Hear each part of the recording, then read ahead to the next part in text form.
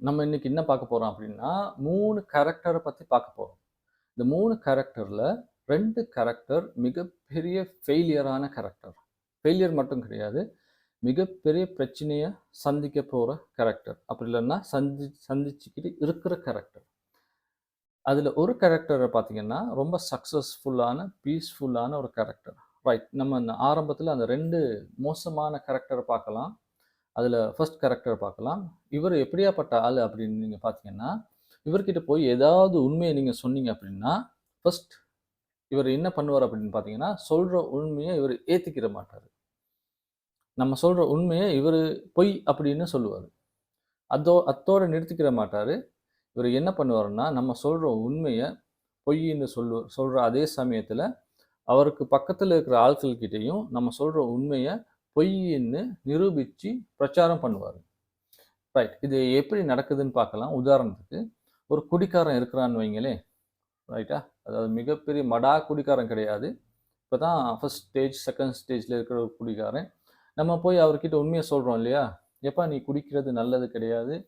அ உனக்கு மட்டும் இது கெடுதல் கிடையாது. உன்னுடைய சுத்தி இருக்கிறவங்களுக்கும் கூட இது கெடுதல்" அப்படின்னு நம்ம உண்மைய சொன்னோம்னு வைங்களேன், அவரு என்ன தெரியுமா சொல்லுவாரு ஆரம்பத்துல?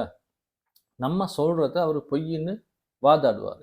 எப்படி வாதாடுவாருன்னு நீங்க பார்த்தீங்கன்னா, அவரு என்ன சொல்லுவாருன்னா, "நான் கிழமைக்கு 7 நாளும் மாடா உழைக்கிறேன். சாட்டர்டே நைட் மட்டும் கொஞ்சம் கம்மியா ஒரு ட்ரிங்க்ஸ் சாப்பிடுறேன். அதுவும் வெளிய போய் எங்கேயும் தப்பு தண்டா பண்றது கிடையாது. வீட்டுக்குள்ளேயே வச்சு நான் அமைதியா யாருக்கும் எந்த பிரச்சனையும் இல்லாம நான் சாப்பிட்டுறேன். நான் என்ன அடுத்தவன் காச திருடுறேனா? அடுத்தவன் சொத்த அபகரிக்கிறேனா? அப்படி இல்லன்னா, வேற ஏதாவது அடுத்தவனுக்கு கேடு விளைவிக்கிறேன்னா, நான் ஒண்ணும் என் வேலை ஒண்ணுன்னு நான் இருக்கிறேன். இதனால யாருக்கு என்ன கெடுதல் ஏற்பட போகுது? நான் மாடா உழைக்கிறேன். ஒரே ஒரு நாள் வாரத்துக்கு ஒரே ஒரு நாளு இப்படி கொஞ்சமா சாப்பிடுறேன். இதனால என்னத்த பிரச்சனை கண்ட நீ? என்னைய நிம்மதியா இருக்க விட மாட்டியா? அப்படின்னு அவரு எங்கள்கிட்டயே கேட்பாரு. புரியுதா? இத அவரு கேட்கறது மட்டும் கிடையாது. அவருக்கு பக்கத்துல இருக்கிறவங்களுக்கும் இத சொல்லி நிரூபிப்பாரு. பக்கத்துல இருக்கிறவங்களும் கூட யோசிப்பாங்க, "அடே சரியா தானே இருக்கு. என்ன பிரச்சனை ஆகப் போகுது? மாடா உழைக்கிறான். ஒரு நாள் மட்டும் அதுவும் வீட்டுக்குள்ளேயே இருந்து குடிக்கிறான். என்ன பிரச்சனை ஆகப் போகுது?" இது 1. 2வது நீங்க பார்த்தீங்கன்னா, சிலவங்க இன்னொரு எக்ஸாம்பிள் நான் தரேன். ஆ ரொம்ப திருடுற பழக்கம் இருக்கக்கூடிய ஆளு. இன்னொருத்தன் காச ரொம்ப அபகரிக்கக்கூடிய ஆளு. நம்பி காசு குடுத்தா, ஆ நாமத்த போடக்கூடிய ஒரு ஆளு.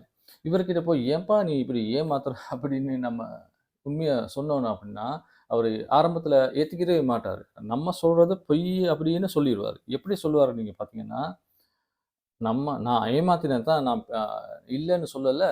அவன்கிட்ட பல கோடி இருக்கு. பல கோடிக்கு அதிபதி அவன். அவன்கிட்ட இருந்து நான் 1,00,00,000, 2,00,00,000 தான் எடுத்தேன். அவன் யாருக்கும் உதவி பண்ணவே மாட்டான். சொத்து காச அப்படியே வச்சுக்கிட்டு பூட்டிக்கிட்டே இருப்பான். நான் அவன்கிட்ட இருந்து திருடி 4 பேருக்கு நல்லது பண்றேன். இதுல என்ன பிரச்சனைய கண்ட? அப்படின்னு அவன் வாதாடுவான். அப்ப அவன் வாதாடுறது மட்டும் கிடையாது. அவன பக்கத்துல இருக்கிற ஆளுங்களுக்கும் அத உண்மைன்னு நிரூபிப்பான். அதாவது அவன் செய்றது கரெக்ட் அப்படின்னு நிரூபிப்பான். நாம சொல்றது தப்புன்னு நிரூபிப்பான். புரியுதா?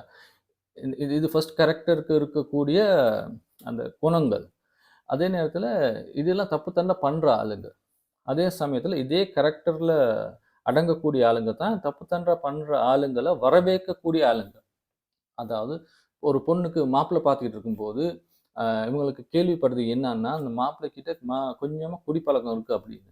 ஆனா மாப்பிள்ளை ரொம்ப அ வசதியான ஒரு இடம், பெரிய ஒரு இடம், பிக் ஷாட் அப்படின்றது கூட இன்னைக்கு சொல்லி ஆகணும்.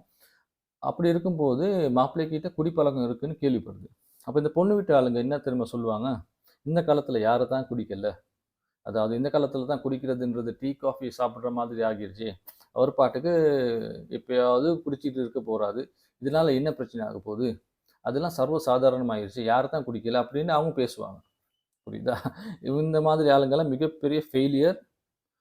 மிகப்பெரிய பிரச்சனைக்குள்ள மூழ்கப் போற ஆளுங்க. இது ஃபர்ஸ்ட் கேரக்டர். 2வது கேரக்டர் நீங்க பார்த்தீங்கன்னா, 2வது ஆளு யாரு அப்படின்னு பார்த்தீங்கன்னா, அவன் ஏதாவது ஒரு விஷயத்துல மூழ்கியே இருப்பான். ரியாலிட்டில இருக்கவே மாட்டான். ஏதாவது ஒரு விஷயத்துல, அதாவது குடியில மூழ்கி இருப்பான். அப்படி இல்லன்னா சினிமான்னு மூழ்கி இருப்பான்.